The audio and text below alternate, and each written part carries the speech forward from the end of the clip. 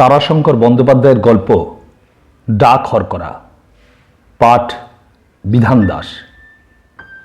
শ্রাবণ মাসের কৃষ্ণপক্ষের রাত্রি, তাহার উপর আকাশে দুর্যোগ, মেঘাচ্ছন্ন আকাশে তারা নাই। সাধারণ অন্ধকারের মধ্যে থাকে যে স্বল্প স্বচ্ছতা, তাহাও নাই। ঘন মেঘের কালো ছায়ায় প্রগাঢ় নিবিড় অন্ধকারের মধ্যে পৃথিবী যেন হারাইয়া গিয়াছে। চারিপাশে শুধু অজস্র সঞ্চরমান জোনাকির দীপ্তি জলে আর নেভে, জলে আর নেভে। অসীম অনন্ত গাঢ় মৃত্যু পরিব্যাপ্তির মাঝখানে ক্ষণস্থায়ী জীবনদীপ্তি জন্ম জন্মান্তরের মধ্য দিয়া বিকাশ পাইয়া চলিয়াছে। দিনুডোম ডাক হরকরা, মেল রানার 7 মাইল দূরবর্তী আদমপুর স্টেশন হইতে ডাক লইয়া চলিয়াছে হরিপুর পোস্ট অফিসে। ডাক হরকরা তাহার অভ্যস্ত নির্দিষ্ট গতিতে ছুটিতে ছুটিতে চলিতেছিল। হাতের হ্যারিকেনটার শিখা দ্রুত গমনের জন্য কাঁপিয়া কাঁপিয়া ধোঁয়ায় চিমনিটাকে প্রায় কালো করিয়া তুলিতেছে। দিনুর হাতের বল্লমটা বেশ দৃঢ়ভাবে আবদ্ধ, মাথার মাথালিটা দড়ি দিয়া চিবুকে বাঁধা। ইহাতে শুধু মাথাই বাঁচিতেছে, দিনুর সমস্ত শরীর জলে ভিজিয়া গিয়াছে। হঠাৎ বৃষ্টিটা জোরে নামিল। দিনু কিন্তু সমান বেগে চলিতেছিল। এই ছুটিয়া চলাটায় তাহার বেশ অভ্যাস হইয়া গিয়াছে। তাহার কাঁধে সরকারি ডাক, পথে তাহার 1 মিনিট বিশ্রাম করিবার উপায় নাই, হুকুম নাই, গতি পর্যন্ত শিথিল করিতে পারিবে না। ডাকবাবু বলেন, 1 মিনিটের ফেরে হাজার হাজার লোকের সর্বনাশ হয়ে যাবে দিনু। দিনুর বুকটা শঙ্কায় কেবল গুড়গুড় করিয়া ওঠে, আবার একটু গৌরব অনুভব করে। তাহাদের পাড়ায় নোটনডোম চৌকিদারি কাজ করে। দিনু তাহাকে বলে, বাবা, এ তোমাদের চৌকিদারি কাজ লহে, ঘরে শুয়ে জানলা থেকে দুটো হাঁক মেরে খালাস, চাকরি হয়ে গেল। এ হলো সরকারি ডাকের কাজ, 1 মিনিট দেরি হলেই ব্যাস হাতে হাত করা। আজ 7 বছর দিনু ডাক হরকরার কাজ করিতেছে। প্রত্যহ রাত্রে সে ডাক লইয়া যায়, লইয়া আসে, কিন্তু কোনোদিন তাহার 1 মিনিট বিলম্ব হয় নাই। বরং সেবার পুল ভাঙিয়া একদিন কলিকাতার ডাকগাড়ি আসে নাই। একদিন পথে মালগাড়ি ভাঙিয়া রাস্তা বন্ধ হওয়ায় পশ্চিমের ডাকগাড়ি আসিতে 5 ঘন্টা দেরি হইয়াছিল, কিন্তু দিনু ঠিক সময়ে যায়, ঠিক সময়ে আসে। শ্রাবণ রাত্রির আকাশে মেঘ যেন জমাট অন্ধকার। মধ্যে মধ্যে সে অন্ধকার বিদীর্ণ করিয়া অজগর জিহ্বার মতো বিদ্যুৎ রেখা আঁকিয়া বাঁকিয়া খেলিয়া যাইতেছিল। সঙ্গে সঙ্গে বর্ষার মেঘের গভীর মৃদু গর্জন, দূরে পুলের উপর ডাকগাড়ির শব্দের মতো দিনুর মনে হয়। অকস্মাৎ একটা সুতীব্র নীল আলোকে দিনুর চোখ যেন ঝলসিয়া গেল। সঙ্গে সঙ্গেই ভীষণ কঠোর বজ্রধ্বনিতে সমস্ত যেন থর থর করিয়া কাঁপিয়া উঠিল। মুহূর্তের জন্য ত্রাসে বিহল হইয়া দিনু বলিয়া উঠিল, রাম রাম রাম। দূরে কোথায় বাজ পড়িয়াছে। মুহূর্ত পরেই প্রকৃতিস্থ হইয়া দিনু আবার তাহার অভ্যস্ত গতিতে ছুটিতে লাগিল। বল্লমের ঘণ্টা বাজিতে আরম্ভ করিল, ঝুনঝুন ঝুনঝুন। ডাকঘরে যখন সে পৌঁছিল তখন ভোর হইয়াছে। মেঘাচ্ছন্ন আকাশের পুঞ্জিত মেঘস্তর পরিষ্কার রূপে চোখের সম্মুখে ফুটিয়া উঠিয়াছে। ডাক নামাইয়া দিনু একটা বিড়ি ধরাইয়া বলিল, উহ, বাজ যা একটা পড়লে বাবু, সামিন বাজ, বাপরে বাপরে। পোস্টমাস্টার বলিল, ওহ, বিছানাতে থেকে আমি লাফিয়ে উঠেছিলাম দিনু। দিনুর দিকে চাহিয়া দেখিয়া বলিলেন, এ হে, ভিজে গিয়েছিস রে? হ্যাঁ, দাঁড়া বাবা, ইনজিওর রেজিস্ট্রিগুলো দেখে নিয়ে তো ছুটি করে দিই, তুই বাড়ি গিয়ে কাপড় চোপড়গুলো ছেড়ে ফেল। দিনু বলিল, তামাক দেন কেন একটুকু, সাজি একবার। উহ, বড্ড কাঁপুনি লেগেছে মশাই। অতঃপর পোস্টমাস্টার ইনজিওর রেজিস্ট্রি লইয়া বসিলেন। পিয়ন চিঠিগুলির পর খটখট শব্দে ছাপ মারিতে আরম্ভ করিল। দিনু আপন মনে তামাক সাজিয়া একটা আনিতে বসিল। তাহার শীত করিতেছিল, কিন্তু উপায় নাই, ডাক না মিলিলে তাহার ছুটি হইবে না। কই হে, কাগজ কানা দাও দেখি, যুদ্ধের খবরটা দেখি। ইহার মধ্যে এই ভোরেই কয়েকজন লোক পোস্ট অফিসের দুয়ারে আসিয়া দাঁড়াইয়াছে। কালীবাবুর সংবাদপত্রের সংবাদের জন্য উৎকট নেশা। তিনি হাত বাড়াইয়া দাঁড়াইয়াছিলেন। আর ছিল গোবিন্দ রায়, লোকটি স্কুল মাস্টার। তাহার নেশা যত ফ্রি স্যাম্পেলের। বিনামূল্যে দেখিলেই গোবিন্দ রায় সেখানে চিঠি লিখিয়া বসিবে। জার্মানি হইতে বিনামূল্যে সে তাহার কোষ্ঠী তৈয়ারি করাইয়া আনিয়াছে। সে প্রত্যহ আসে, পাছে তার স্যাম্পেল গোলমাল করিয়া অন্য কেহ লইয়া যায়। পৌর রামনাথ চাটুর্যও আজ আসিয়াছিল। দূরদেশে তাহার জামাইয়ের খুব অসুখ। চাটুর্য উৎকণ্ঠিত হইয়া একপাশে দাঁড়াইয়াছিল। প্রত্যেকখানি চিঠির ঠিকানা পিয়ন পড়িয়া শেষ করে। এদিকে চাটুর্য স্বস্তির নিঃশ্বাস ফেলে। এ চিঠি তাহার নয়। ইনশিওর রেজিস্ট্রির কাজ শেষ হইয়া গেল। দিনুর এবার ছুটি। সে বাড়ি চলিল। হাতে তাহার খান্দুই রঙিন খাম, কাহার ছেঁড়া চিঠির ফেলিয়া দেওয়া খাম। সে কয়খানা সে নাড়িয়া চাড়িয়া দেখিতে দেখিতে চলিয়াছিল। পোস্টমাস্টার বলিলেন, গরুটার ঘাস দিতে দেরি করিস কেন দিনু? একটু সকাল সকাল দিস। ডাকবাবুর গরুর জন্য ঘাস দিনুকে দিতে হয়। তাই আনবো বলিয়া দিনু চলিয়া গেল। পরে রামনাথ চাটুর্যের বাড়িতে তখন মেয়েদের বুক ফাটা কান্নার রোল উঠিয়াছে। সে ধ্বনির মর্মচ্ছেদী বেদনা স্পর্শে এই প্রভাতে ও শ্রাবণের আকাশ যেন কাঁদি কাঁদি করিতেছিল। দিনু চলিতে চলিতেই একবার আপন মনে বলিল, আহা। বাড়িতে আসিয়া 5 বছরের মেয়ে লক্ষ্মীর হাতে খাম দুইখানি দিয়া দিনু বলিল, কেমন খাম এনেছি দেখ লক্ষ্মী, কেমন ছবি, আবার কেমন সুবাস উঠছে দেখো, বেলার থেকে এসেছে চিঠি। লক্ষ্মী খাম দুইখানি মুগ্ধ দৃষ্টিতে দেখিতে দেখিতে বলিল, চিঠি কি বাবা? কালি দিয়ে কাগজে সব লেখা থাকে মা। কি লেখা থাকে বাবা? এই, তুমি কেমন আছো? আমি ভালো আছি। আর আর কি থাকে? দিনুর মনে সেটা জোগাইল না। সে চুপ করিয়া রহিল। মেয়ে আবার প্রশ্ন করিল, আর? অকারণে বিরক্ত হইয়া দিনু আবার বলিল, জানি না, যা, আবার কি থাকবে। লক্ষ্মী শান্ত মেয়ে। বাপের বিরক্তি দেখিয়া সে আর প্রশ্ন করিল না। খাম দুইখানি লইয়া চলিয়া গেল। দিনু স্ত্রীকে প্রশ্ন করিল, নেতাই কোথা, মাঠে গেছে? নিতাই দিনুর একমাত্র পুত্র। স্ত্রী বলিল, জানি না বাপু, কাল সন্ধ্যেতে সেই বেরিয়েছে, এখনো ফেরেনি।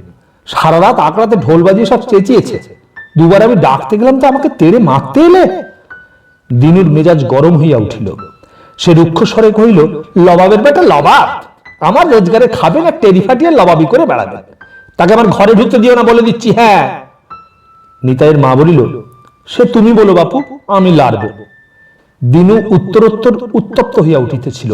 সে আরো রুক্ষ স্বরে বলিল, কেনা লাড়বি কেনা শুনি? বলে কে মার খাবে বাবু? ছেলের চোখ যেন লাল কুঁচ, আর লাটাই ঘোয়া হয়ে ঘুরছে। দিনু চিৎকার করিয়া উঠিল, মারবে বলিয়া সে কোদাল এবং ঘাস কাটিবার জন্য কাস্তে ও ঝুড়ি লইয়া মাঠে যাইতে উঠিয়া পড়িল। স্ত্রী পিছন হইতে ডাকিয়া বলিল, এই দেখো, নিজের করমটা একবার দেখো, খাওয়া নাই কিছু নাই, বাবু চললেন রাগ করে। খেয়ে যা বলছি, সারা রাত দৌড় দিয়ে হাঁটা। দিনু ফিরিল, বলিল, ট্যাক ট্যাক করা তোর এক স্বভাব। ঘন্টা দুয়েক পরে কর্দমাক্ত দেহে, মাথায় ঝুড়িতে এক ঝোড়া ঘাস ও আঁচলে এক আঁচল কই মাগুর মাছ লইয়া সে বাড়ি ফিরিল। মাছগুলি সে মাঠে ধরিয়াছে। বাড়ির বাহির হইতে সে শুনিল, তাহার লবাব পুত্র নিতাই বেশ উচ্চকণ্ঠে গান ধরিয়া দিয়াছে। দিনু অত্যন্ত চটিয়া গেল। সে বলিল, রাখ তোর গান, বলি আমার কথা জবাব দাদি কি আগে? মাঠে যাস নাই কেন, হ্যাঁ শুনি? নিতান্ত তাচ্ছিল্য ভরে নিতাই জবাব দিল, দূর, মাঠে গিয়ে কি হবে? মাঠে গিয়ে কি করে বড় হয়েছে শুনি? দিনু অবাক হইয়া গেল। নিতাইয়ের কথা তখনও শেষ হয় নাই। সে বলিতেছিল, এই এক রাস ধান বেচলে তবে তোর এই 1 টাকা। দূর দূর, মাঠে গিয়ে কি হবে? নিতাইয়ের মা বলিল, ওরে লবাবের বেটা লবাব, খুব যে মুখে টাকা দেখাইছিস, বলি একটা পয়সা এনেছিস কখন তুই? নিতাই ট্যাগ খুলিয়া ঠাং করিয়া একটা টাকা ছুঁড়িয়া ফেলিয়া দিল, যেন নিতান্ত তুচ্ছ বস্তু সেটা। তারপর বলিল, ওইলে ফের যদি টিকটিক করবি তো বুঝতে পারবি। মা তাহার অবাক হইয়া গেল। দিনু কিন্তু গম্ভীর স্বরে বলিল, তুই টাকা কোথায় পেলি রে নিতাই? হি হি করিয়া হাসিয়া নিতাই উত্তর দিল, রাজারা মানিক কোথায় পায়? দিনু গম্ভীর স্বরে বলিল, হাসি তামাশা লয় নিতাই, বল তুই টাকা কোথায় পেলি? নিতাই বিরক্তি ভরে উঠিয়া বাড়ি হইতে বাহির হইয়া যাইতে যাইতে বলিল, মর তুই ওইখানে বক বক করে। দিনু উঠিয়া পিছন পিছন দুয়ার পর্যন্ত আসিয়া তাহাকে ডাকিল, নেতাই শোন, শুনে যা, ফিরে আয় বলছি। নিতাই তখন গলা ছাড়িয়া গান ধরিয়া আকড়ায় চলিয়াছে। দিনু ফিরিয়া আসিয়া দাওয়ার উপর অপ্রসন্ন গম্ভীর মুখে বসিয়া রহিল। নিতাইয়ের ভাবগতিক তাহার বেশ ভালো লাগে না। তাহার পোশাক পরিচ্ছদের বাহার ও বিড়ি সিগারেটের প্রাচুর্য দেখিয়া দিনু সন্দেহ করিত স্ত্রীকে। সেই বোধহয় নিতাইকে গোপনে পয়সা করি দিয়া থাকে। কিন্তু আজ পুরা 1 টাকা এমন তাচ্ছিল্য ভরে ফেলিয়া দেওয়ায় দিনুর চিত্ত সন্দিগ্ন হইয়া উঠিল। শেষ পর্যন্ত চিন্তা করিতে করিতে সে শঙ্কিত না হইয়া পারিল না। স্ত্রী বলিল, মুড়ি দিয়েছি, খাও, খেয়ে একটু গড়াও, বিছানা করে দিয়েছি। ঘাস আমি মাস্টারবাবু বাড়িতে দিয়ে আসছি। দিনু স্ত্রীকে প্রশ্ন করিল, আচ্ছা নেতাই টাকা কোথায় পেল বল দেখি? স্ত্রী বলিল, ভালো মানুষ তুমি বাবু, এই নিয়ে তুমি ভাবতে বসলে? বেটা ছেলে কোথাও হয়তো পেয়েছে। দিনু কিন্তু নিশ্চিন্ত হইতে পারিল না। অপরাহ্নে আহারের সময় পিতা পুত্রে আবার সাক্ষাৎ হইল। দিনু নিতাইয়ের আপাদমস্তক বেশ করিয়া দেখিয়া লইল। দিনু চোখ জুড়াইয়া গেল। ভরা জোয়ান হইয়াছে নিতাই। সুন্দর সুগঠিত সবল দেহখানি কে যেন কালো পাথর কুদিয়া তৈয়ারি করিয়াছে। সর্বাঙ্গ ব্যাপিয়া একটা অস্থির চঞ্চলতা খেলা করিতেছে। মনে হয় ইচ্ছা করিলেই নিতাই আকাশে উড়িয়া যাইতে পারে। দিনু পরিতুষ্ট চিত্তে স্নেহাদ্র কণ্ঠস্বরে বলিল, এইবার তো জোয়ান হয়েছিস তাই, এইবার একটা কাজে কর্মে লেগে যা। ডাকঘরেই কাজে লেগে পড়। নতুন ডাকঘর হচ্ছে আমাদের রামনগরে, এই ফাঁকে লেগে যা। নিতাই বাপের মুখের দিকে চাহিয়া বলিল, ঢের লোক আছে তোর কাজ করবার, ও কাজ আমি করতে লাগবো। বাবা, সারাদিন পথ ধুকুর ধুকুর করে ছোট, ও কি মানুষ পারে? নিতাইয়ের মা বলিল, কেনে তোর বাপ পারে আর তুই পারবি না কেনে? তোর বাবা কি মানুষ লয় নাকি? নিতাই বাপের মুখের দিকে চাইয়া বলিল, ও একটা আস্ত ভূত। লইলে? দিনু আশ্চর্য হইয়া প্রশ্ন করিল, লইলে কি? যাও যাও, বকো না বেশি তুমি। বুদ্ধি থাকলে এতদিনে বড় হয়ে যেত তুমি কোন দিন। তার মানে? মানে আর কি, বললাম তুমি ভেবে দেখো কেন। বলিয়া নিতাই হাত মুখ ধুইয়া শীষ দিতে দিতে চলিয়া গেল। দিনু নির্বাক স্তম্ভিত হইয়া তাহার গমন পথের দিকে চাহিয়া রহিল। স্ত্রী বলিল, হতভাগা, ও কি বললে বলো দেখি? দিনু সে কথার কোনো উত্তর দিল না। তাহার আর সময় ছিল না। সে বল্লম পেটি মাথালীয় লণ্ঠন লইয়া বাহির হইয়া গেল। ডাক যাইবার সময় হইয়াছে। ঝুনঝুন ঠুনঠুন ঝুনঝুন ঠুনঠুন ডাক হরকরা মৃদু তালে ছুটিতে ছুটিতে চলিয়াছে। এই গতি তাহাকে বরাবর সমানভাবে বজায় রাখিয়া চলিতে হইবে। পথে একদণ্ড বিশ্রাম করিবার উপায় নাই, গতি শিথিল করিবার উপায় নাই। সামান্য বিলম্ব ঘটিলে কি হইবে দিনু কল্পনা করিতে পারে না, কিন্তু তাহার ভয় হয়। তাহার উপর পথে কোথাও ওভারসিয়ার হয়তো লুকাইয়া আছে, কোন জঙ্গলের মধ্যে কিংবা কোনো গাছের ডালে বসিয়া ডাকর করার গতিবিধি লক্ষ্য করিতেছে। সামান্য একটু শৈথিল্য দেখিলেই সে রিপোর্ট করিয়া বসিবে, অমনি ওপর হইতে জরিমানার হুকুম আসিয়া পড়িবে। শ্রাবণের অন্ধকার রাত্রি, আজও আকাশে মেঘ জমিয়া আছে। তারকা দীপ্তিহীন মেঘলা আকাশ যেন অন্ধকারের মধ্যে মাটির বুকে নামিয়া আসিয়াছে। দিনুর হাতের আলোটা ধোঁয়ার কালিতে অন্ধ চক্ষুর মতো জ্যোতিহীন পাণ্ডুর। অন্ধকার বটবৃক্ষের তলদেশ হইতে একটি মানুষ আসিয়া পথের উপর দাঁড়াইল। দিনু প্রশ্ন করিল, উপস্যার বাবু? উত্তরে লাঠির আঘাতে তাহার হাতের লণ্ঠনটা চুরমার হইয়া গেল। ডাকাত ডাক লুটিতে আসিয়াছে। মুহূর্তে দিনু ক্ষিপ্র গতিতে সরিয়া দাঁড়াইয়া হাতের বল্লমটা উঁচু করিয়া ধরিল, বলিল, খবরদার, সরকারের ডাক। এই দেখো, বস্তাটা দাও বলছি। দিনুর হাতের বল্লমটা থরথর করিয়া কাঁপিয়া উঠিল। সে বিকৃত কণ্ঠস্বরে বলিয়া উঠিল, কে? নেতাই। নেতাই ধাঁ করিয়া দিনুর কম্পিত হস্ত হইতে বল্লমটা কাড়িয়া লইল। পর মুহূর্তে সে শিকারী পশুর মতো মেল ব্যাগের উপর লাফাইয়া পড়িল।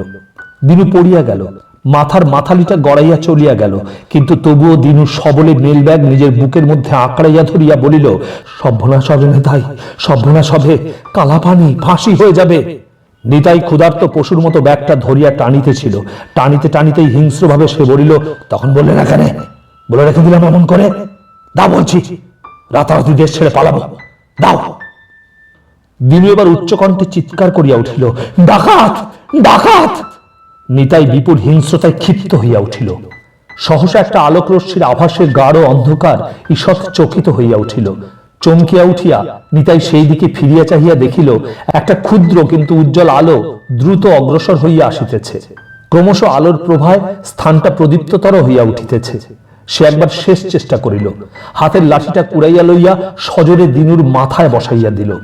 মুহূর্তে ফিনকি দিয়া কালো একটা তরল ধারা ছুটিয়া বাহির হইয়া দিনুর মুখখানাকে বিভৎস করিয়া তুলিল। দিনু কাতর স্বরে চিৎকার করিয়া উঠিল, বাবা গো! আলোটা অতি নিকটে আসিয়া পড়িয়াছিল। নিতাই ব্যস্তভাবে আর একবার ব্যাগটা ধরিয়া আকর্ষণ করিল, কিন্তু দিনুর জ্ঞান তখনও লুপ্ত হয় নাই। অগত্যা নিতাই ব্যাগটা ছাড়িয়া দিয়া ছুটিয়া অন্ধকারের মধ্যে মিশিয়া গেল। আলোটা একটা বাইসাইকেলের আলো। আরোহী পথিক রক্তাক্ত দিনুকে দেখিয়া ভয়ে চিৎকার আরম্ভ করিল। অন্ধকার দুর্যোগের মধ্যেও মানুষের প্রয়োজনের শেষ নাই, পথে পথিকের পথ চলার বিরাম নাই। কিছুক্ষণ পরেই দূরে মানুষের সাড়া আসিল, কে যেন সাড়া দিল। দিনুর জ্ঞান হইলে সে দেখিল প্রকাণ্ড একটা পাকা ঘরে একখানা লোহার খাটের উপর সে শুইয়া আছে। মাথায় ভয়ানক যন্ত্রণা, কপালে হাত দিয়া অনুভব করিল কাপড় দিয়া মাথাটা তাহার বাঁধিয়া দিয়াছে।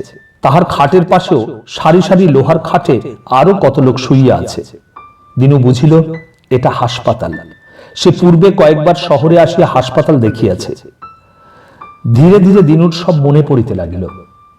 কিছুক্ষণ পরেই পোস্ট অফিসের সুপারিনটেন্ডেন্ট সাহেব আসিয়া প্রসন্ন হাসি হাসিয়া বলিলেন, এই যে জ্ঞান হয়েছে তোমার।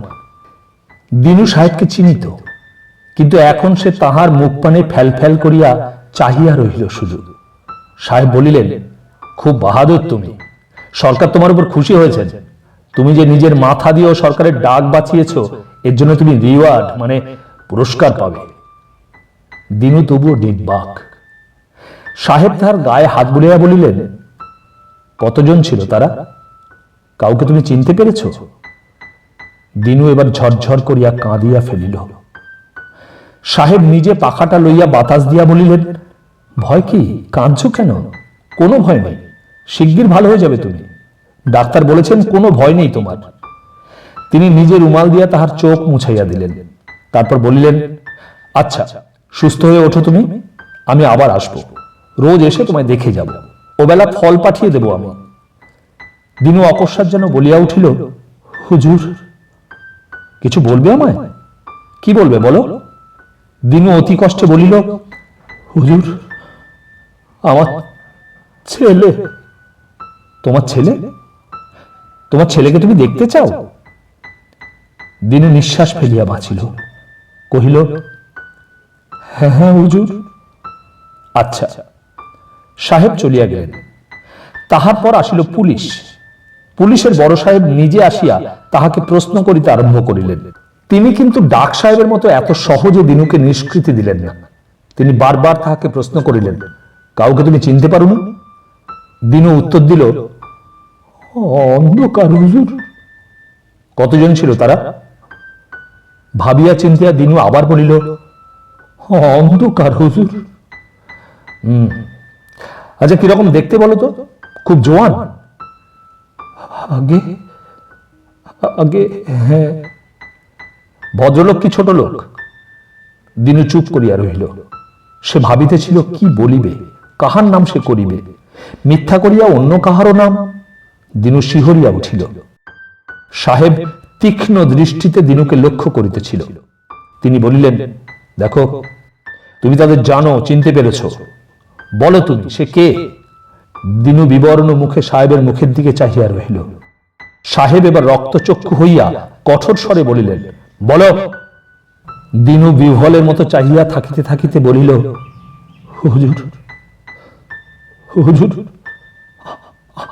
আমার ছেলে নেতাই। সাহেব বিস্ময়ে হতবাক হইয়া গেলেন না, তবুও সামান্য বিস্মিত না হইয়া পারিলেন না। বলিলেন, সে তোমার ছেলে? উপরের দিকে মুখ তুলিয়া রুদ্ধ কণ্ঠে দিনু বলিল, হ্যাঁ হুজুর। আর আর কে? আর কেউ না। পুলিশ কিন্তু নিতাইকে পাইল না। সেই রাত্রি হইতেই নিতাই নিরুদ্দেশ। তার উদ্দেশ্য করিতে পুলিশ উঠিয়া পড়িয়া লাগিল। তারপর দীর্ঘ সময় অতিবাহিত হইয়া গেল, 11 বৎসর। দিনু আজও ডাকঘর করার কাজ করিতেছে। অন্ধকারে, জ্যোৎস্নায়, বাদলে, বর্ষায়, দুরন্ত শীতের রাত্রে এখনো সে তেমনি কোমরে পেটি বাঁধিয়া বল্লম আলো হাতে ডাক লইয়া যায় আসে। এখনো তেমনি তাহার ঘড়ির কাঁটার মতো গতি। নিতাই কিন্তু সেই যে নিরুদ্দেশ হইয়াছে, আজও তাহার কোনো সন্ধান মেলে নাই। সরকারের মুলুকে সর্বত্র থানায় থানায় নাকি তাহার আকৃতির বিবরণ দিয়া হুলিয়া বাহির করা হইয়াছে, কিন্তু কোথায় নিতাই? দিনু স্ত্রী সময় সময় ঘরের মধ্যে অতি মৃদু স্বরে বিনাইয়া বিনাইয়া কাঁধে। দিনু বাড়িতে থাকলে নির্বাক হইয়া বাহিরে দাওয়ার উপর 2 হাতে মাথা ধরিয়া মাটির দিকে চাহিয়া থাকে। সান্ত্বনাও দিতে পারে না, বিরক্তি প্রকাশও করে না। পাড়াপড়শিরা দিনুর নাম দিয়েছে যুধিষ্ঠির। তাহাদের অশিক্ষিত জড়তাযুক্ত জীব হয়, তাহারা বলে যুধিষ্ঠির। লজ্জায় দিনুর মাথাটা নইয়া আসে, মাথা হেঁট করিয়া পাড়ার পথে সে যাওয়া আসা করে। পোস্ট অফিসেও তাহার সম্মান খুব বাড়িয়া গিয়াছে। যে কেহ নূতন ডাকবাবু কি ডাক সাহেব আসেন, তিনি জিজ্ঞাসা করেন দিনুকে। দিনু মাথা হেঁট করিয়া আসিয়া সেলাম করিয়া দাঁড়ায়। সেদিন সে অন্তরে অন্তরে রুক্ষ হইয়া ওঠে, অকারণে পিয়নের সঙ্গে ঝগড়া বাঁধাইয়া বসে। সেদিন তাহাদের বাসন মাজিয়া দেয় না, ডাকবাবুর গরুর ঘাস আসে অত্যন্ত কম। পিয়ন বলে, এত গরম ভালো নয় রে, বুঝলি। সেদিন কার্তিক মাসের একটি স্বল্প শীতকাতর রাত্রি। কার্তিক মাসে শীত এবার ঘন হইয়া আসিয়াছে। দিনু ডাক লইয়া নির্দিষ্ট সময়ে আদমপুর পোস্ট অফিসে হাজির হইল। এই আদমপুরে রেলওয়ে স্টেশন। এখানকার পোস্ট অফিস হইতে আবার ডাক লইয়া দিনু হরিপুর ফিরিবে। ডাক ফেলিয়া দিয়া সে তাহার নির্দিষ্ট চটখানা বিছাইয়া বারান্দা শুইয়া পড়িল। আপ ডাউন মেল ট্রেন চলিয়া গেলে ডাক লইয়া তাহাকে আবার রওনা হইতে হইবে। পাশে আরো কয়েকজন মেল রানার শুইয়া আছে, তাহারা গল্প করিতেছিল। দিনু কাঠ হইয়া পড়িয়া রহিল। মনে পড়িয়া গেল নিতাইকে। নিতাই মরিয়া গেলে দিনু এতদিনে হয়তো তাহাকে ভুলিত। জীবন্ত মানুষ হারাইয়া যাওয়াচ্ছে সে শতগুণে ভালো। এ যে প্রতি প্রভাতে মনে হয় আজ সে আসিবে। দিন ফুরাইবার সঙ্গে সঙ্গে মনে হয় কাল সে আসিবে। সকলের চেয়ে বড় আক্ষেপ দিনুর, নিতাইয়ের সন্ধান সে করিতে পাইল না।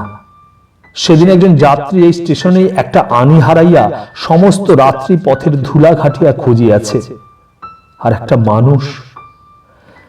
ভাবিতে ভাবিতে কখন সে ঘুমাইয়া পড়িল। তাহার সে ঘুম ভাঙিল পিয়নের ডাকে। ডাউন মেল ট্রেন চলিয়া গিয়াছে।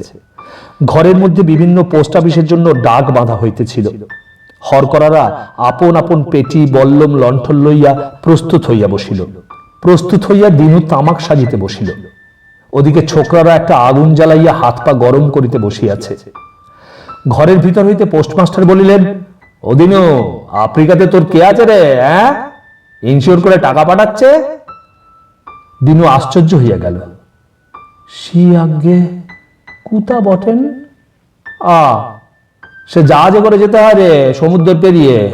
কাফরির মুলুক সে। মানুষ এখানে মানুষ খায়। প্রকাণ্ড বড় বড় বন, সিংহী, গন্ডার, বাঘ ভালুকে ভর্তি সেসব জায়গা। দিনু আরো বিস্মিত হইয়া বলিল, আগে সে দেশের নামই আমি শুনি নাই কখনো। দাঁড়া দাঁড়া, কে পাঠাচ্ছে দেখি। এই যে দেখছি south African steam navigation company, জাহাজ কোম্পানি।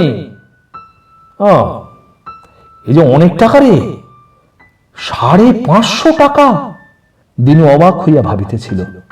সহসা সে বলিল, আগে আগে দেখি বাবু একবার। পোস্টমাস্টার বলিলেন, দেখে আর কি করবি বাবা, একেবারে হরিপুর পোস্ট অফিসে গিয়েই নিবি। ডাক বাঁধিয়া কাঁধে তুলিয়া দিয়া দিনুকে তিনি বিদায় করিয়া দিলেন। আকাশের শেষ রাত্রি জ্যোৎস্না তখন ঘোলাটে হইয়া আসিয়াছে। চাঁদ পাণ্ডুর, 7 ভাই তারাগুলিও ডুবিল বলিয়া শেষ রাত্রির বাতাসে যেন হিম ঝরিতেছে। দিনু জনহীন পথে চলিয়াছে, ঝুনঝুন ঝুনঝুন। চলিতে চলিতেই সে ভাবিতেছিল, কোন দেশ দেশান্তর হইতে জাহাজ কোম্পানি তাহাকে টাকা পাঠাইল, কিসের জন্য? অল্প টাকা নয়, 550 টাকা। সে কত টাকা! ব্যাগটা যেন দিনুর ভারী মনে হইতেছিল। সহসা দিনুর খেয়াল হইল, এ কি, সে নিস্তব্ধ হইয়া দাঁড়াইয়া রহিয়াছে যে। সে আবার ছুটিতে আরম্ভ করিল। চলিতে চলিতে সে পথের কোনখানে কতদূর আসিল বুঝিতে পারিল না, কিন্তু মন তাহার দেশ দেশান্তরের এক অজ্ঞাত রাজ্যে চলিয়া গেল। কে সে কোম্পানি? কিসের জন্য তাহাকে এত টাকা পাঠাইয়াছে সে? সে যেন দেখিতেছিল বিশাল অন্ধকার অরণ্য, বাঘ, সিংহ, ভালুক সেখানে ঘুরিয়া বেড়াইতেছে, কিন্তু তাহার মধ্যে কোম্পানি কই? দিনু তাহার পিছনটা দেখিতেছে, সে যেন পিছন ফিরিয়া বসিয়া আছে। সহসা তাহার মনে হইল, ওই কোম্পানি তাহার নিতাই নয় তো? নিতাই হয়তো দেশান্তরে পালাইয়া গিয়া অগাধ ঐশ্বর্য লাভ করিয়াছে। পাকা বাড়ি, গাড়ি, ঘোড়া, চাকর। কল্পনার গভীর অরণ্যে মুহূর্তে গড়িয়া ওঠে বাবুদের চুনকাম করা পাকা বাড়ির মতো বাড়ি। দিনুর সর্বশরীর থরথর করিয়া কাঁপিয়া উঠিল। হিমশীতল রাত্রির শীত জর্জর সেই শেষ প্রহরেও সে ঘর্মাক্ত হইয়া উঠিল। কাঁধের কাগজের বস্তা যেন সোনায় বোঝাই বস্তার মতো গুরুভার হইয়া উঠিয়াছে। একটি পরম উত্তেজিত মুহূর্তে কাঁধ হইতে ব্যাগটা ধপ করিয়া মাটির উপর ফেলিয়া এক অদ্ভুত ভঙ্গিতে তাহার পাশে দাঁড়াইল। চোখ দুইটা যেন জ্বলিতেছে, বুকের মধ্যে উৎকণ্ঠার পরিমাণ হয় না, হৃৎপিণ্ডটা শরবিদ্ধ পশুর মতো যেন ছটফট করিতেছে। দিনুর ইচ্ছা হইল এই মুহূর্তে এইখানেই ব্যাগটা টুকরো টুকরো করিয়া ছিঁড়িয়া চিঠিখানা বাহির করিয়া লয়। পর মুহূর্তে সে আবার ব্যাগটা ঘাড়ে তুলিয়া ছুটিতে আরম্ভ করিল, প্রাণপণে ছুটিল। এ কি, পাখিরা কলকল করিয়া ডাকিয়া উঠিল যে ভোর কি হইয়া গেল নাকি? কই, আকাশে ভুলকো তারা কই? কিন্তু দিনুর যে এখনো অনেক পথ বাকি। এই তো 16 মাইলের পাথর সে পার হইল, এখনো যে 3 মাইল পথ তাহাকে যাইতে হইবে। দিনু যখন হরিপুর পোস্ট অফিসে পৌঁছিল তখন বেলা 7:30, প্রায় 2.5 ঘন্টা দেরি হইয়া গিয়াছে। পোস্টমাস্টার, পিয়ন, সংবাদ প্রার্থীর দল উৎকণ্ঠিত প্রতীক্ষায় দাওয়ার উপর দাঁড়াইয়াছিলেন। দিনু ক্লান্তভাবে ব্যাগটা ফেলিয়া দিয়া অবসন্ন হইয়া বসিয়া পড়িল। তাহার মুখের দিকে চাহিয়া পোস্টমাস্টার বলিলেন, এত দেরি কেন হলো রে? এ কি, তোর কি অসুখ করেছে দিনু? দিনু হাঁপাইতে হাঁপাইতে বলিল, ডাক্তার কেটে ফেলুন বাবু। আচ্ছা আচ্ছা বস, শিগগির তো ছুটি করে দিচ্ছি। ডাক কাটিয়া পোস্টমাস্টার বলিলেন, এগিরে, তোর নামে যে একটা ইনসিওর দিনু, টাকাও তো কম নয়, 550। ও, এই যে আফ্রিকা থেকে এসেছে দেখছি। দিনু কথা কহিতে পারিল না, শুধু হাত পাতিয়া দাঁড়াইল। হাতটা তাহার থরথর করিয়া কাঁপিতেছিল। পোস্টমাস্টার হাসিয়া বলিলেন, হ্যাঁ দাঁড়া, একটু জমা করে নি। পিয়ন বলিল, আমাদের কিন্তু 5 টাকা দিতে হবে, মিষ্টি খাবো। দিনু নির্বাক। জমা করিয়া লইয়া পোস্টমাস্টার বলিলেন, এখানে একটা টিপ ছাপ দে তো দিনু। হ্যাঁ হ্যাঁ, নে নে, এইখানে। খামখানা হাতে লইয়া দিনু ঘুরাইয়া ফিরাইয়া দেখিল জাহাজের ছবি আঁকা সুন্দর খাম, ছাপার হরফে নাম লেখা। মাস্টার বলিলেন, দে দেখি খুলে। সন্তর্পণে ছুরি দিয়া খামখানা কাটিয়া সর্বাগ্রে তিনি নোট কয়েকখানা দেখিয়া বলিলেন, নে, ঠিক আছে সব। হ্যাঁ, এই নোট আবার তোকে ভাঙাতে হবে। এই যে চিঠিও রয়েছে রে। চিঠিখানা তিনি মনে মনে পড়িতে আরম্ভ করিলেন। খানিক পরে দিনু ডাকিল, বাবু। বাবু ভাবিতেছিলেন কি বলিবেন। নিতাইয়ের সংবাদ। নিতাই সেখানে জাহাজের খালাসির কাজ করিত, সে মারা গিয়াছে। কোম্পানি তাহার অন্তিম নির্দেশ মতো তাহার সঞ্চিত অর্থ দিনুকে পাঠাইয়াছে। দিনু আবার প্রশ্ন করিল, বাবু, কি লিখেছে ভালো বুঝতে পাচ্ছি না রে। আচ্ছা, নিতাই কে? নিতাই কি তোর সেই ছেলে? কেমন আছে সে? কোথা আছে? পোস্টমাস্টার নীরবে মাথা নত করিয়া রহিলেন। অনেকক্ষণ তাহার মুখের দিকে চাহিয়া থাকিয়া একটা গভীর দীর্ঘশ্বাস ফেলিয়া দিনু বলিল, নিতাই নেই। পোস্টমাস্টার নীরব হইয়াই রহিলেন। দিনুও মাটির দিকে চাহিয়া বসিয়া রহিল। চোখ দিয়া তাহার মধ্যে মধ্যে ফোঁটা ফোঁটা জল মাটির বুকে ঝরিয়া পড়িয়া ধীরে ধীরে শুকাইয়া যাইতেছিল। কত কথা এলোমেলো ভাবে তাহার শোকাতুর মনে জাগিয়া উঠিতেছিল, সবই নিতাইয়ের কথা। পোস্টমাস্টার অপরাধীর মতো বলিলেন, আনন্দ করে চিঠিটা খুললাম দিনু, কিন্তু শেষে আমিই তোকে খবরটা দিলাম। দিনু চমকাইয়া উঠিল। তাহার মনে পড়িল সে নিজেই তো চিঠিখানা আনিয়াছে। থাকিতে থাকিতে তাহার অকস্মাৎ মনে হইল, উফ, এমন সংবাদে দীর্ঘকাল ধরিয়া নিত্য নিত্য কত সে বহিয়া আনিয়াছে, কত কত কত সংখ্যা হয় না। মনে হইল আজও পর্যন্ত যত রোদনধ্বনি সে শুনিয়াছে সে সমস্ত দুঃসংবাদ সেই বহন করিয়া আনিয়াছে। চোখের জল মুছিয়া সে ধীরে ধীরে উঠিয়া দাঁড়াইয়া বলিল, আমি আর কাজ করব না বাবু, আমি আর কাজ করব না বাবু। কাজের জবাব দিলুম, কাজের জবাব দিলুম। নমস্কার।